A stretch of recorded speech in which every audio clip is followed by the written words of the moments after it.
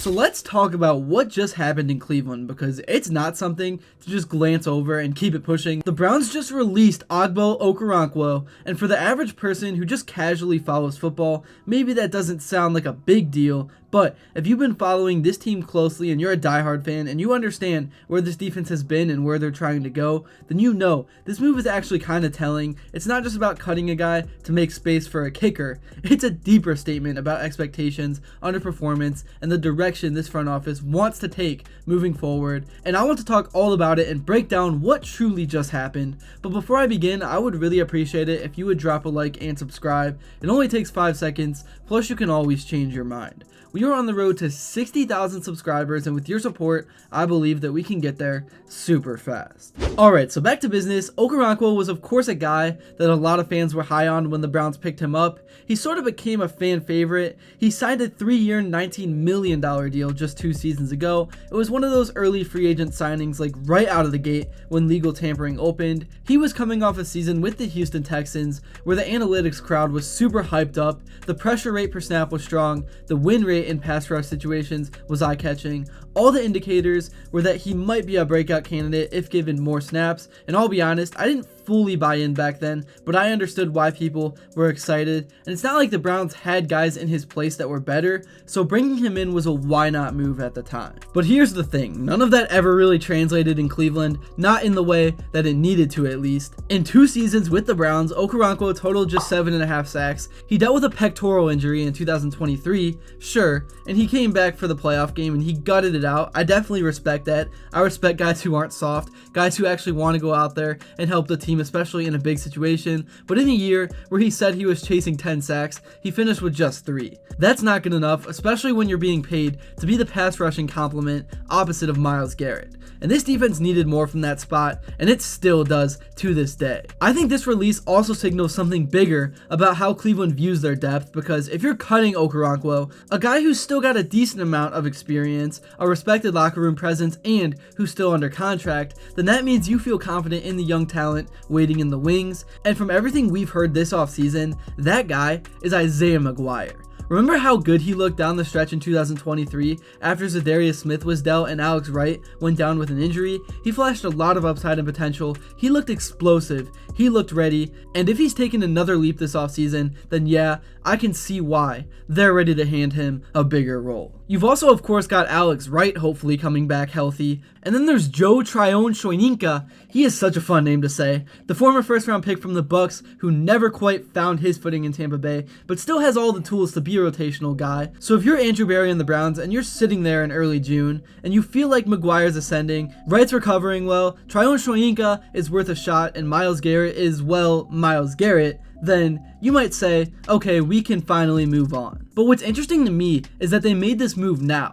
They could have cut him earlier in the offseason. They could have looked to trade him during the draft. He and Greg Newsome were both mentioned in a lot of potential deals, but no trade ever ended up materializing. And now as camp approaches, they decided to just move on, just like that. The timing here tells me this was less about cap space and more about clearing a path. They want those younger guys to get every single rep. They want them to develop to their highest potential. They want clarity, and maybe they wanted to send a message. Because let's be honest, this defense in 2024 was not near what it needed to be. It wasn't terrible, but it wasn't dominant either. And in 2023, you could argue Cleveland had the best defense in all of football. I'd probably put them in the top 3 at a very minimum. They were physical, fast, disruptive, but last year they definitely regressed. I'd put them in that 12 to 16 range depending on the week, and that matters because this team's identity is built on defense. If the defense isn't elite, it exposes the limitations of the offense. It puts too much pressure on the 8 million QBs we have, and it kills momentum. So every decision they make on this side of the ball, it's strategic. And honestly, I think this is also a lesson in how Andrew Berry and the front office evaluates risk and reward, whether you as a fan agree with it or not, because I saw the comments on the roster move post. When you sign a guy like Okoronkwo to a mid-tier deal, you're banking on projection. You're saying, this guy's numbers in a limited role were good. Let's see if he can do more with us when he actually has more opportunity to be out on the field and develop consistency. But when that doesn't work out, you have to be willing to admit it and pivot, and that's what the Browns are doing here. year, they're owning the miss and they're doubling down on development. And I kind of respect that, because the worst thing you can do in the NFL is hold on to a player just because you paid him. And yes, I am referring to the Deshaun Watson situation with this as well, because the Browns just have to let him go.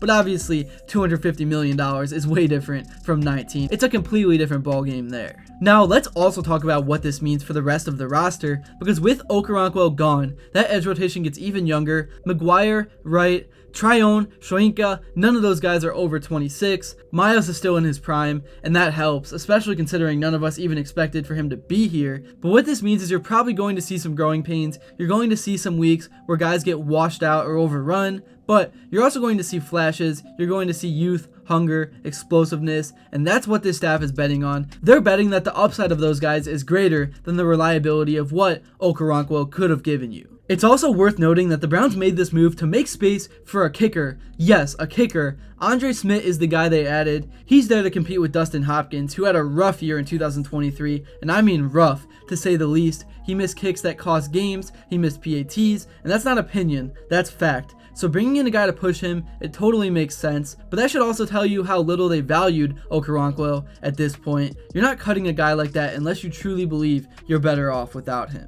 And finally, I think this is part of the broader theme we're seeing in Cleveland. They're tightening things up, they're trimming the fat, they're trying to be efficient, the new stadium's being greenlit, the window with this roster is very real, and Andrew Berry knows he's got to hit on these margins. The days of just stockpiling names for the sake of it are over. It's about role, value, and production. Okoronkwo didn't meet the standard, simple as that. So yeah, maybe it's not a flashy headline, but it's one that matters, and if Isaiah McGuire takes the leap this staff is hoping for, if Alex Wright stays healthy and makes an impact, then this move will make even more sense in hindsight. But until then, we'll keep an eye on that defensive end room, because the Browns just made it clear the bar has been raised. Let me know what you guys think. Was cutting Okoronkwo the right call? Do you believe in the young edge rusher stepping up? Please let me know. I'm very curious to hear your opinions. And also, if you enjoyed this video, please be sure to drop a like and subscribe. That's really all I have for this one. Thank you all so much if you made it to this point, and let me know what you would like to see next. And until then, I will see you all later.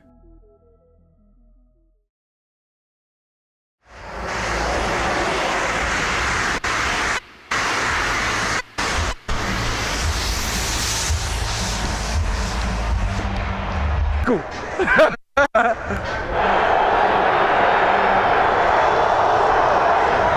I know what y'all trying to do.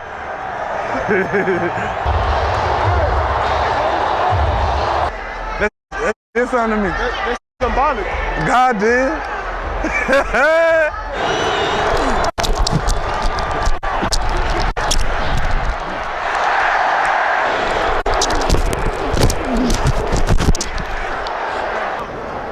Yeah, you're mic'd up, bro. Oh, I'm sorry. You're mic'd up?